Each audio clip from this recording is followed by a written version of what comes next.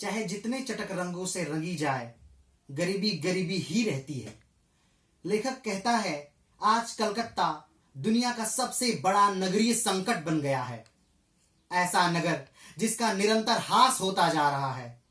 लेकिन दूसरी तरफ लेखक यह भी कहता है कि उन दिनों अपरिमित वैभव और मनोरंजन के असंख्य साधनों के कारण कलकत्ता पूर्व का पेरिस कहलाता था। कलकत्ता को एशिया की सांस्कृतिक और बौद्धिक राजधानी होने का गर्व था। कलकत्ता लंदन के बाद सबसे बड़ा महानगर था। नमस्कार, मैं हूं पार्थ और आज मैं आप सबके सम्मुख एक नई रचना, एक नया शोध लेकर के उपस्थित हुआ हूं। जी हां, आज जो मैं पुस्तक लेकर के आया हूं, ये डोमियन लॉपियर की बुक है जिसका नाम है सिटी ऑफ जॉय। एक ऐसी रचना जो अंतर्राष्ट्रीय बेस्ट सेलर रही और हिंदुस्तान में फ्रीडम एट मिडनाइट यानी कि आजादी आधी रात, जो डोमियन लॉपियर और लॉरी कोरेंस की संयुक्त किताब थी कभी, उसके बाद हिंदुस्तान में सबसे ज्यादा बिकने वाली किताबों में से है सिटी ऑफ जॉय। वैसे तो ये अंतर्राष्ट्रीय बेस्ट सेलर का खिताब इसे प्राप्त है और ये वैश्विक स्तर पे बहुत ज्यादा बिकने वाली किताब है। ये किताब बताती है कलकत्ता के वैभव को, ये किताब बताती है कलकत्ता के उस बहिष्कृत लोगों को, ये किताब बताती है कलकत्ता की उस महानता को, ये किताब बताती है कलकत्ता की उस पराकाष्ठा को, और ये किताब बताती है कलकत्ता की उस दीनता हीनता को, और ये किताब बताती है वहां के बौद्धिक विचार को।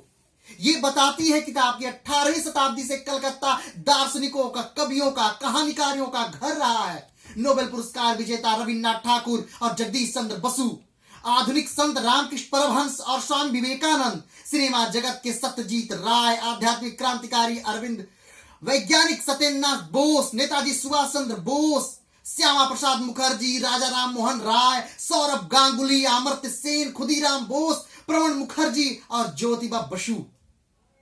ये समस्त हस्तियां जो हैं, ये कभी न कभी कलकत्ता के जन्मस्थान या पश्चिम बंगाल से उदित हुई और इस पूरे भारतवर्ष में बिखरी और अपनी खुशबू से पूरे भारतवर्ष को महकाया।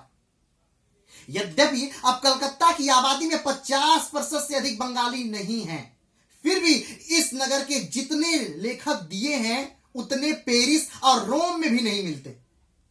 लंदन और न्यूयॉर्क से अधिक साहित्यकार समीक्षाओं का यहां प्रकाशन होता है। नई दिल्ली से ज्यादा यहां कभी सिनेमा घर थे। पूरे देश को मिलाकर जितने प्रकाशक हैं उतने अकेले कलकत्ता में हैं। और बंगालियों का तो यहां तक दावा है कि फ्रांसीसी नाटककार मोलियर का जब बंगाल में अनुवाद हुआ तब अंग्रेजों तक ने भी उनका नाम नहीं सुना था। जी हां, मैं उसी कलकत्ता की बात कर रहा हूं जो 16वीं शताब्दी में कुछ अंग्रेजों द्वारा स्थापित किया गया और धीरे धीरे विश्व का सबसे बड़ा महानगर बन गया, वो कलकत्ता। ये उस कलकत्ता के एक छोटे से नगर आनंद नगर की पूरी कहानी का बड़े रोमांचक ढंग से वर्णन है इस पूरी पुस्तक में डोमियन लॉपियर द्वारा। इसमें उस पादरी की महत्वाकांक्षा को भी दिखाया गया है जो पादरी किसी दूसरे देश से आकर के कलकत्ता के उस आनंद नगर में स्टेबल होता है, रहता है और कहता है कि मैं जब भी ये सोचता हूं कि मैंने सेवा पर्याप्त कर ली है, मुझे जब भी ये लगता है कि मैंने और हर गरीबी को देख ली है, तब कोई एक चीज ऐसी आती है जो मुझे विचलित कर देती है। इसका मुख्य पात्र जो होता है, जो एक गांव से जाकर कल उस महानगर में बसता है, यानी सिटी ऑफ जॉय में बसता है, आनंद नगर में बसता है, तो उसे शुरुआत में जीविकापार्जन के लिए कैसे अपना खून बेचना होता है। एक दलाल उसे पकड़ करके ले जाता है, 30 रुपए में उसका खून बेचता है। 30 रुपए उस दलाल को 15 रुपए दलाल को मिलते हैं और 15 रुपए वो खुद लेता है। वो किस प्रकार अपनी लड़की की शादी के लिए अपनी हड्डियां तक बेच देता है। ये पूरी कहानी उस कलकत्ता की है। ये पुस्तक आपको बाहर से लेके अंदर तक विचलित कर देगी। ये पुस्तक उस दौर की है जब भारत आजाद ही हुआ था। ये पुस्तक वैसे तो 89 में आई, लेकिन इसकी बहुत सारी घटनाएं उस दौर से ली गई हैं। जितनी भी इस पुस्तक की तारीफ की जाए उतनी कम है। मार्मिकता इसके चरम पे है कि किस प्रकार एक अमेरिका का स्टूडेंट आता है और कोढ़ियों के साथ जब वो बैठता है खाने के लिए तो घिन्ना जाता है, उसे उल्टी होती है, लेकिन फिर भी वो उनका प्रेम देखकर उनके का साथ नहीं छोड़ पाता है, उनके साथ बैठता है और खाता है। वैसे तो इसमें बहुत सारी मूवियां फिल्में भी बन चुकी हैं जो अंतर्राष्ट्रीय स्तर पर ख्याति भी प्राप्त की हैं, लेकिन मैं आपको सजेस्ट करूंगा कि इस पुस्तक को जरूर पढ़िए।